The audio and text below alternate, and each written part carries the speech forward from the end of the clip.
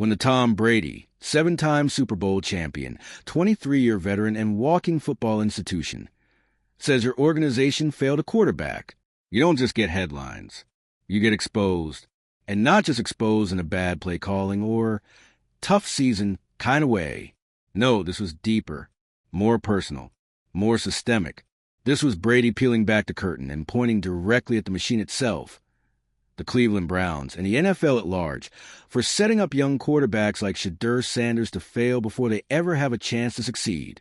And let's be real, if you're into the real story and all the messy twists they don't show on highlight reels, go ahead and subscribe. And if you're sticking around to see how this Browns QB chaos plays out, you should definitely be subscribed. Shedeur's journey into the NFL should have been a story of promise. Son of Deion Sanders. Poised, confident, talented, charismatic. A proven leader with the resume to back it up, he wasn't just another late-round gamble. He was a quarterback with pedigree, with media chops, with the ability to shift the narrative around any team that was smart enough to nurture him. So what did the Browns do? They buried him. No real plan. No developmental structure. No consistent coaching. Just toss him into the building like a box of off-season merch and waited to see if he'd stand out. And the wildest part? No one in the building even seemed to know who was responsible for bringing him in. Seriously, Jimmy Haslam, the owner, publicly admitted he wasn't aware of who signed Sanders. You cannot make this up. That's like a restaurant owner saying, "Wait, who hired the chef?" While customers are already eating. From the very beginning, it was chaos masquerading as strategy. Sanders came into an organization that didn't have a plan, didn't have internal alignment, and sure as hell didn't have the infrastructure to develop a young quarterback with unique needs and serious upside. And Brady saw it, clear as day. When you bring a young quarterback, that's a responsibility, he said. You're not just evaluating talent, you're developing it. And when coaches aren't held accountable for that process, we lose out on players who could have changed the game. Boom. Just like that, Brady pulled a fire alarm on a conversation the NFL has been avoiding for years. That players, especially quarterbacks, are constantly blamed for failures that are actually baked into the systems around them. Because here's the dirty little secret. Not all coaching staffs are created equal. Some know how to build. Others just know how to criticize. And the Browns? They become experts in the latter. One week, Shedeur was supposedly in the mix for backup reps. The next, he was running scout team drills with no clear feedback, no support, no real path to growth. It's like they put him on the depth chart as decoration. And when things didn't magically fall into place, they chalked it up to him not being ready. No wonder Louis Riddick was heated. He said flat out, "This is a kid who never had a single advocate inside that building." No one took ownership. No one guided him. No one saw the bigger picture. And this is what happens all the time in the league, especially the lower round picks. If you're not a top 15 quarterback with a press conference and a $20 million contract attached to your name, you're basically thrown into a blender of uncertainty. You got a tiny window to impress, but no one tells you how to open it. Or if it's even there, it's football Hunger Games, but worse, because no one admits that the odds are already stacked. Meanwhile, on the outside, fans are left guessing. Is Sanders just not NFL material? Was the hype just about his last name? But those aren't the right questions. The question is, was there ever a real chance for him to prove anything at all? And the answer? Not in Cleveland. The truth is, the Browns' quarterback room has been a cautionary tale for 2 decades now. They don't develop, they discard. It's been a revolving door of young talent left to rot. While coaches play musical chairs with playbooks and ownership treats player development like an afterthought. But this time it backfired louder. Because Sanders isn't just any late-round pick. His story matters to fans, to the media, to his father, to the league. And when Brady stepped in and made this personal, people had no choice but to listen. Because say what you want about Tom Brady, but when he talks about quarterback development, you shut up and take notes.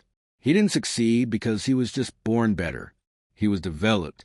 He had coaches who invested in his growth, a system that believed in him, and, most importantly, time. That's the currency no one gives anymore. So when Brady watches Shedeur get dumped into a failing system with no plan, no protection, and no leadership, he's not just seeing one bad decision. He's seeing a pattern that threatens the future quarterback play altogether. And maybe that's why this hit so hard. Because it's not just about Shedeur anymore. It's about every talented, driven, young quarterback who gets drafted into dysfunction and blamed for not thriving. We love to romanticize earning it in the NFL, but let's be real. You can't earn your way out of sabotage. You need support. You need consistency. You need people in the room who actually care whether you succeed or not. And Cleveland? They didn't care. Not really. What they cared about was optics, excitement, a post-draft boost of energy. But when it came time to follow through, they disappeared faster than their playoff hopes. And now they're scrambling to control the narrative, acting like this is just one of those unfortunate situations that didn't pan out. But the receipts are everywhere. The clips, the quotes, the whispers from inside the building, the eye rolls from analysts, the silence from the coaching staff that speaks louder than any press release.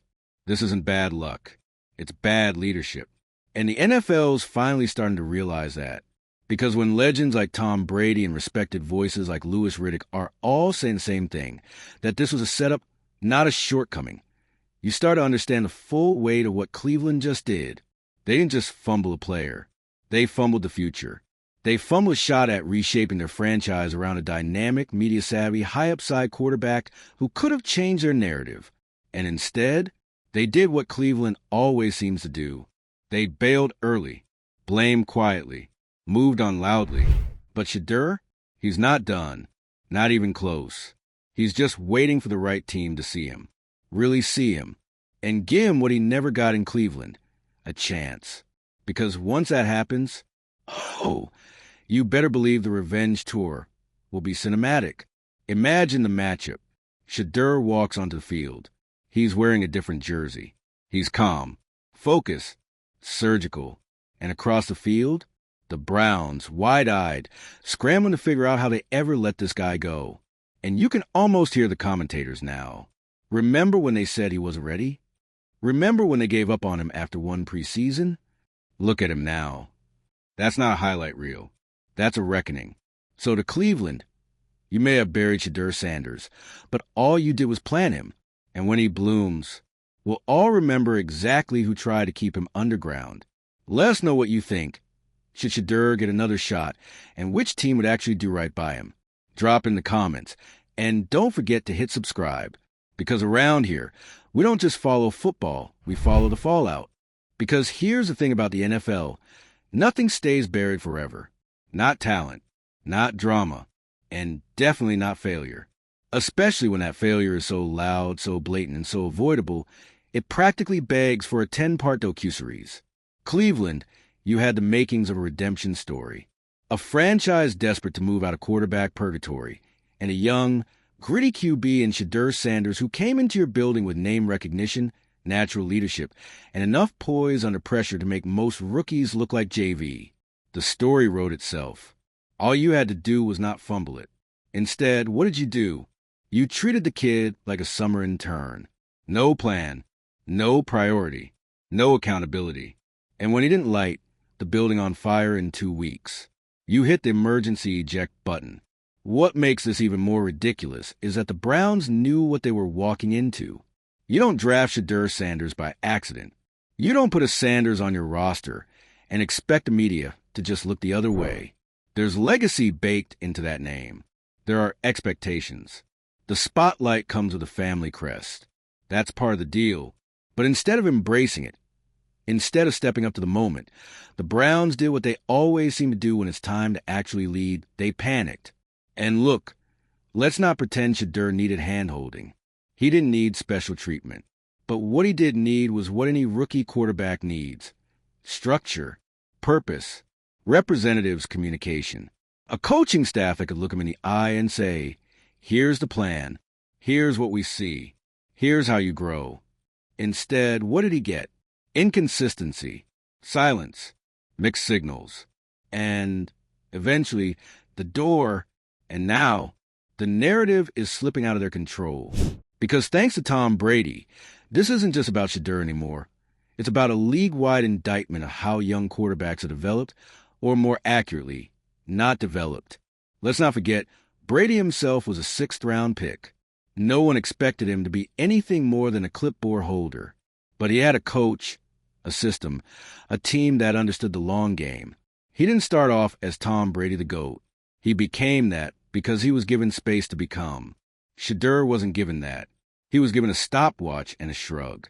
And the Browns? Instead of acknowledging the mess, they're already in spin mode. Anonymous sources are floating out. He didn't grasp the system fast enough. Or we didn't see the urgency. Oh, please. Let's talk about urgency. You want a kid to learn a brand new playbook. Adjust NFL speed.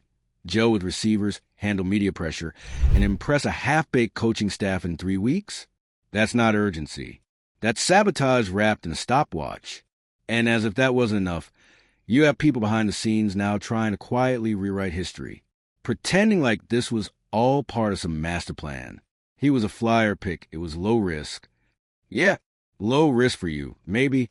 But for Shedeur, it was his name, his career, his shot. And when you mess with that, when you turn a real person's future into a practice squad punchline, you better believe the backlash is going to be brutal. Because fans aren't dumb. Not anymore. Not in 2025. We've seen this too many times. We've watched too many players get tossed into meat grinder of the NFL with no one to advocate for them, no one to coach them, and no one willing to take the fall when it goes sideways. And Shedeur's story? It's become the case study for that failure. The perfect storm of dysfunction. A franchise allergic to stability. A coaching staff too busy covering their own butts. And a front office that apparently drafts players without telling the owner. It would be funny if it weren't so sad. But here's where it gets interesting, because you know this isn't the last we've heard from Shedeur Sanders.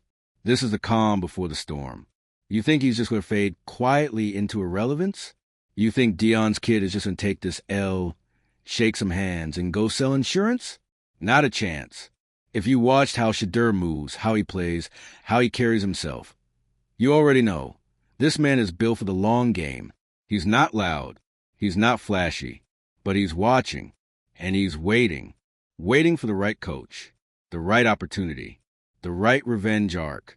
And when it comes, Cleveland is going to be at the center of that trailer. All those whispers about how he wasn't good enough, all that didn't impress in camp sound bites, they're going to come back like boomerangs. Because the receipts are stacking. And so is the motivation. You don't get to discard someone like Shedeur Sanders and walk away clean. Not in this league. Not in this media landscape. Not when Tom freaking Brady just turned your whole organization into a case study in failure. Brady said what a lot of players have been too scared to say. What a lot of analysts have been hinting at for years. The NFL doesn't have a quarterback talent problem. It has a development problem. And Cleveland? You just became Exhibit A. So now, fans are asking the real questions. What's the point of drafting a quarterback if you have no plan for him? Why do teams still treat late-round picks like they're disposable? And why are coaches and executives never the ones under the microscope when a player fails? Let's talk about that last one. Because it's been wild watching coaches who've never developed a single successful quarterback somehow get promotion after promotion, while players get labeled busts for having the audacity to need guidance. We're in an era where quarterbacks are expected to show up day one like finished products. And if they're not, if they stumble, if they take longer than the arbitrary 3-week evaluation window, they're out. No nuance. No accountability from the coaches who installed a broken offense. No questions about whether the system fit the player.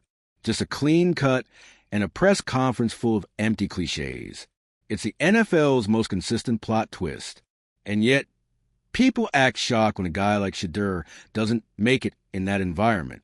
Of course he didn't. No one could. But here's the beauty of football. It always comes back around. The season keeps going. Rosters shift. Injuries happen. Coaches get fired. And suddenly, the guy you wrote off becomes the guy you wish you had. And Shedeur, he's built for that moment. He's got that late bloomer energy. That slow burn fire. The kind of player who might not explode in his first situation, but the second someone builds around him, Lights. Out. Because here's the secret Cleveland either forgot or never understood.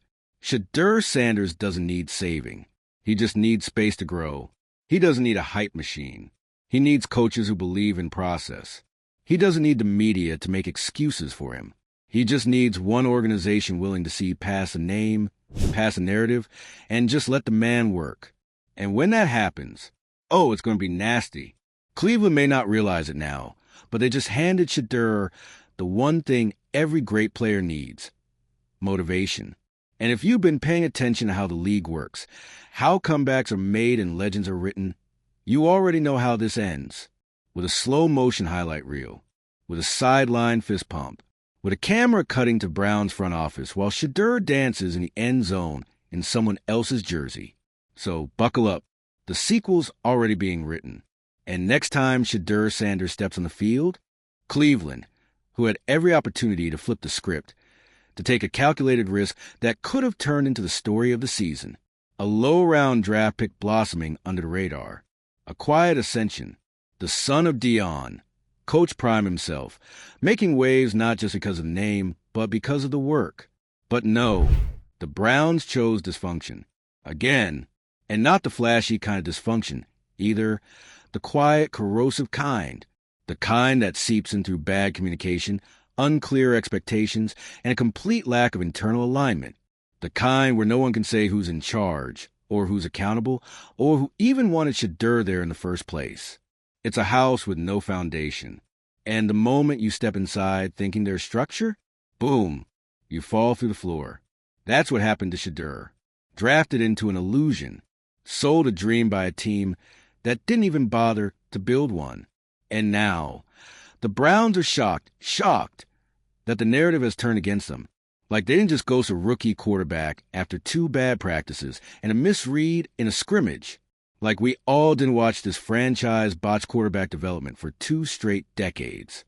And here's where it gets really embarrassing, because we've seen this exact movie before, multiple times.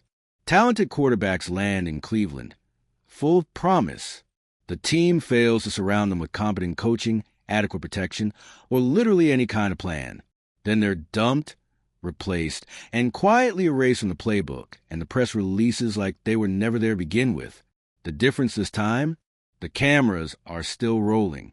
Because this time, the quarterback has a last name that commands attention. This time, the media's already invested. And this time, Tom Brady lit the signal flare.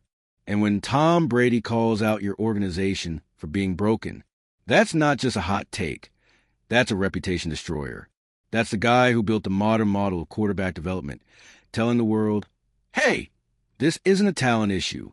It's a leadership one. And honestly, the more you look at it, the more it becomes crystal clear.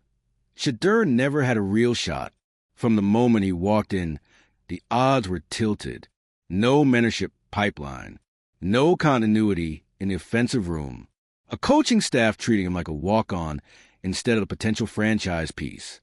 Reps given inconsistently. Feedback that was either vague or non-existent. A front office too busy managing optics to manage personnel.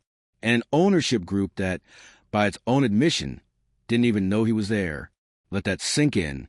The owner of the team had no clue who signed one of the most high-profile late-round quarterbacks in the draft. You can't even blame Shedeur for how things unfolded. You can only blame the machine that swallowed him. And yet, despite all that, he hasn't lashed out. He hasn't gone on social media to trash the team. He hasn't leaked stories. He hasn't played the victim. He's just kept quiet, which, in a way, is even more terrifying. Because silence, that's the signal. That's the watch what I do next energy. That's what makes this story far from over. Because somewhere right now, there's a team watching this unfold. A team with a real quarterback coach. A GM who actually communicates with ownership. A front office with a long-term plan. Not a weekly crisis response schedule. And they're thinking, we could do it differently. We could do it right. And when that call comes, and it will, Shedeur's not going to show up angry. He's going to show up prepared, refined, focused, ready? Because that's the part no one talks about. The quiet rebuild, the off-season work, the nights without cameras, The reps, the film, the footwork. He's been grinding through the noise. And you better believe he's got every single receipt from his time in Cleveland bookmarked and burned into memory. Because when the day comes, and we all know it's coming, when he steps back onto an NFL field in a different uniform, with a different staff, in a system that actually wants him, that's when it happens. That's when the headlines start to flip.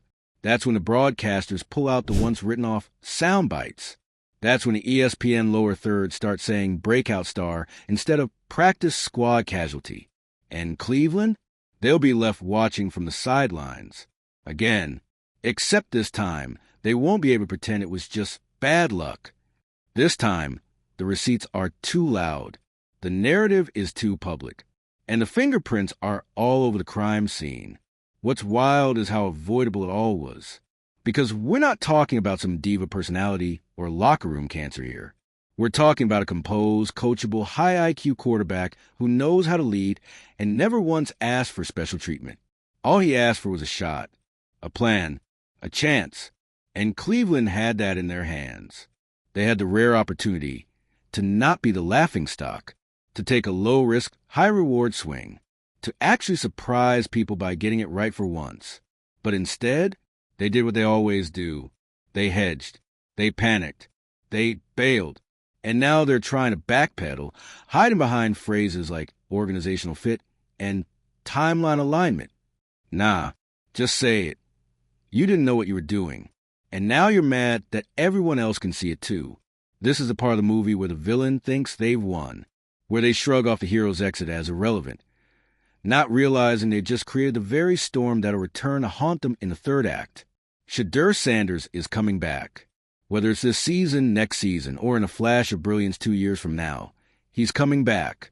And when he does, that jersey won't be orange and brown. It'll be the jersey of a team that gets it. And the Browns? They'll be in the rearview mirror. Yet again, a cautionary tale in every quarterback room in America. They had the opportunity to change their story. Instead, they handed it to someone else. So here's your homework. Drop your dream team in the comments. Who should give Shedeur the comeback arc he deserves? Who's got the coaching staff, the system, the vision? Because this story, it's still being written. And Cleveland? You just got demoted from protagonist to footnote. Make sure to subscribe. Because when the comeback happens, and it will, you better believe we'll be here for it, one poetic touchdown at a time.